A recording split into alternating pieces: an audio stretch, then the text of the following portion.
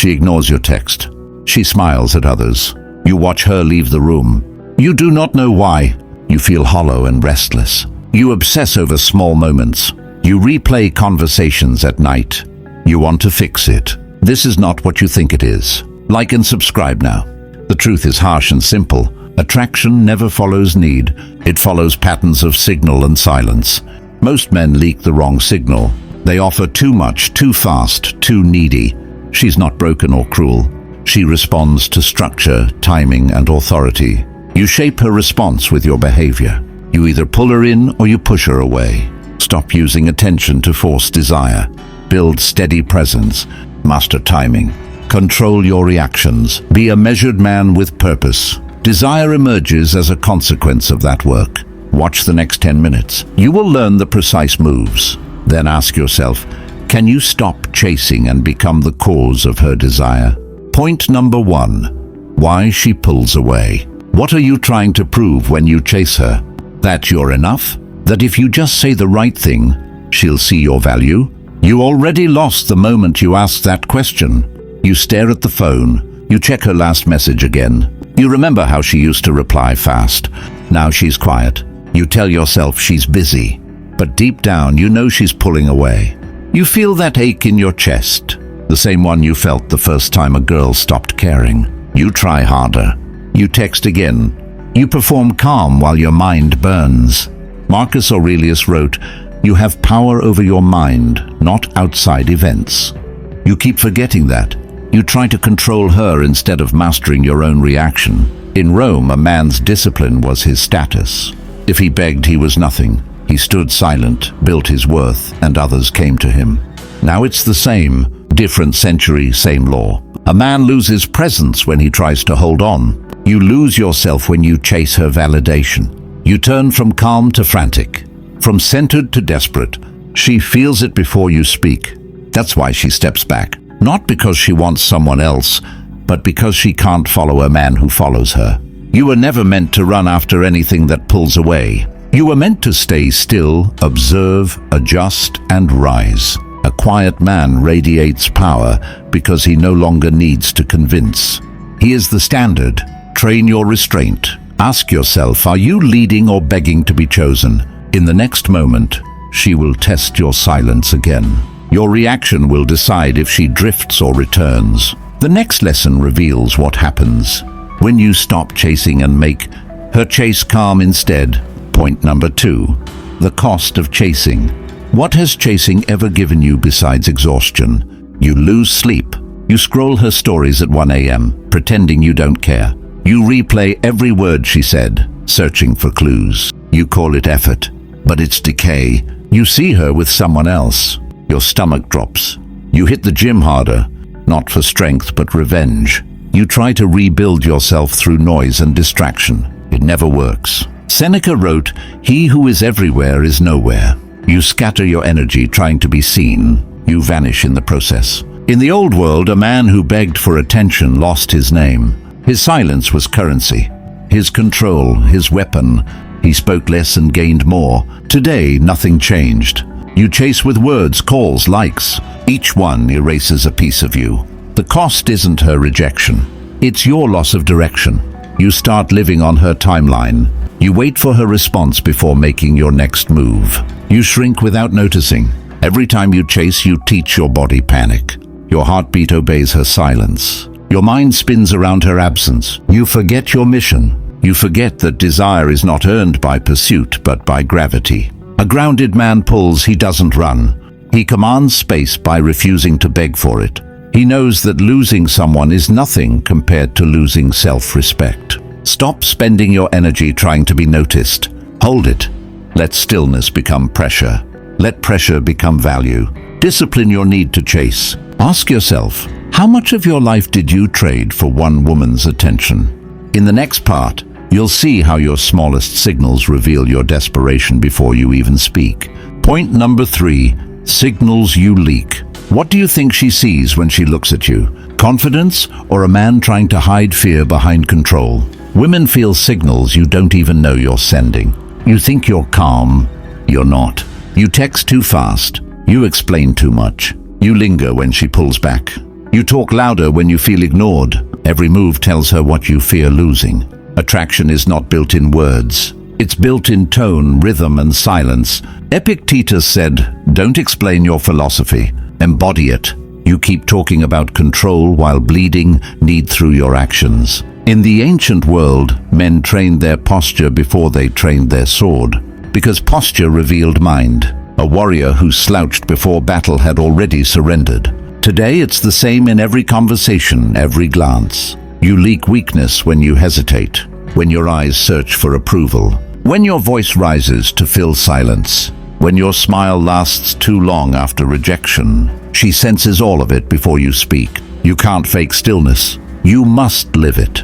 Every signal you send should say one thing: I'm grounded whether you stay or go. That energy creates tension, not comfort. Tension builds attraction. Men lose presence because they confuse interest with performance. They try to prove worth instead of revealing it. That's how you lose frame. That's how you get tested. Rebuild your signals. Slow your breath. Speak less. Hold eye contact like a mirror, not a plea. Train your presence. Ask yourself, what does your body reveal when your words stay quiet?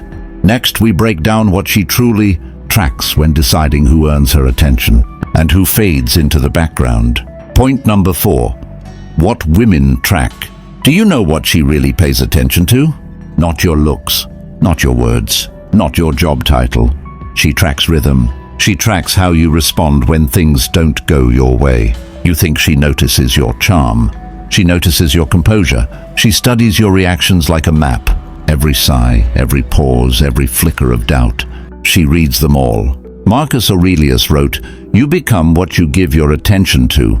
She gives hers to your consistency, your tone when she tests you, your focus when she withdraws. She's not seeking perfection.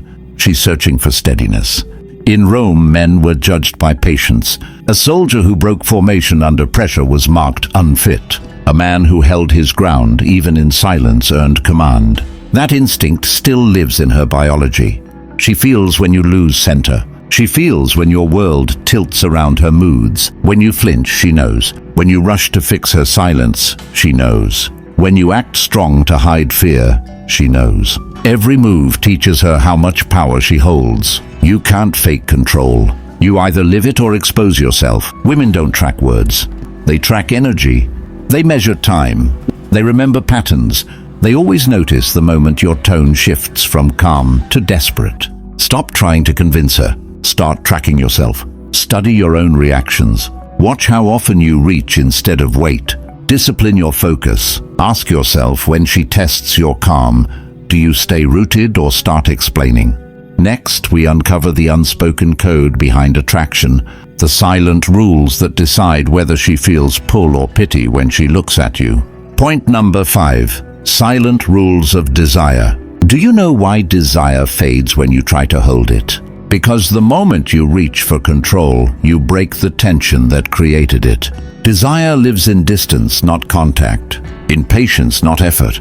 You think love grows through constant reassurance. It doesn't. It grows through space and mystery. It feeds on the unknown. Seneca wrote, "No man is free who is a slave to his passions." You chase emotion like a fix and it enslaves you. She feels that pull in you and she steps back to breathe.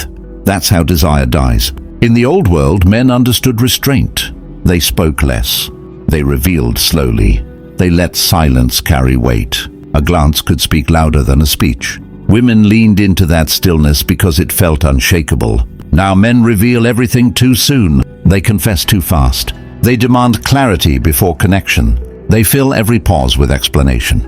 They think talking builds intimacy. It doesn't. It exposes weakness. Desire needs friction. A woman feels drawn when she senses composure, not confession. When you can hold tension without needing resolution.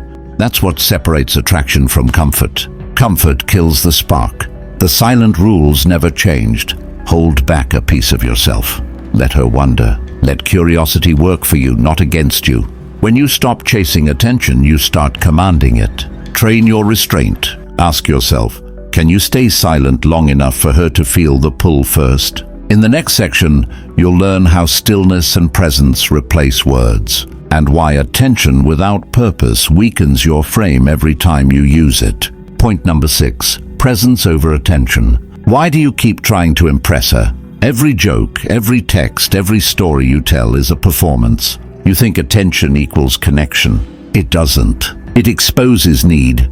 You walk into a room and scan for her glance. You adjust your tone when she's near. You want her to notice. But presence doesn't chase eyes. It commands them. Epictetus said, "If you wish to be good, first believe that you are bad." It means you must see your own weakness before you fix it.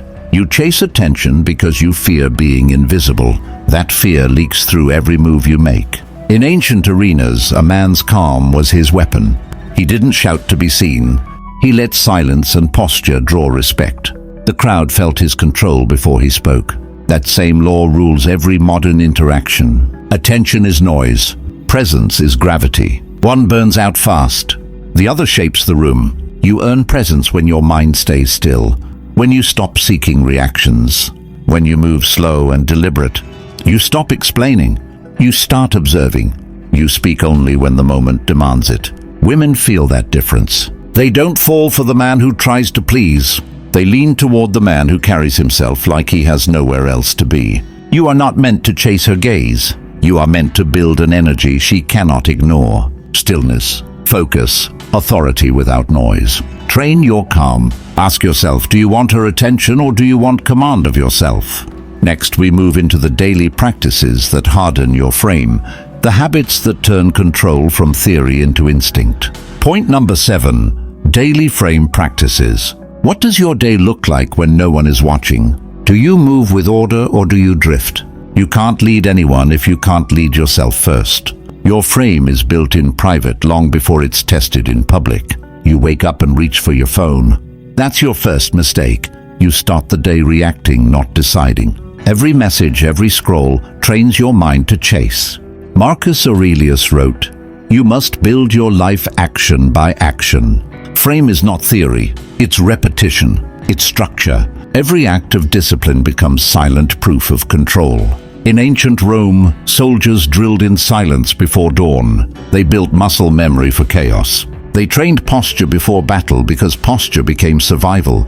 Now, your battles are quieter but no less real. They happen in the gym, at work, in the mirror. You keep your room clean. You keep your body strong. You plan before you speak. You pause before you react.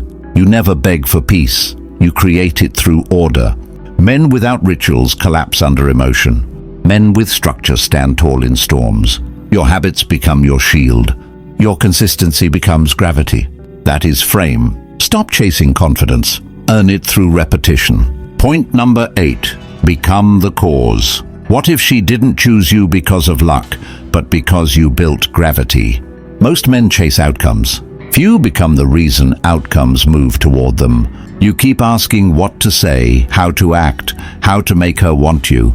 That's a weak frame. It starts with her, not you. You mirror instead of lead. You react instead of create. Marcus Aurelius wrote, "The soul becomes dyed with the color of its thoughts." If your thoughts orbit her, your soul weakens. When your mind orbits purpose, you become magnetic. In ancient Rome, men didn't wait for validation. They created structure, command, and rhythm. Others adapted to them. A man who carried purpose shaped the tone of every room he entered. He didn't chase power. He was power. You want her to feel something for you.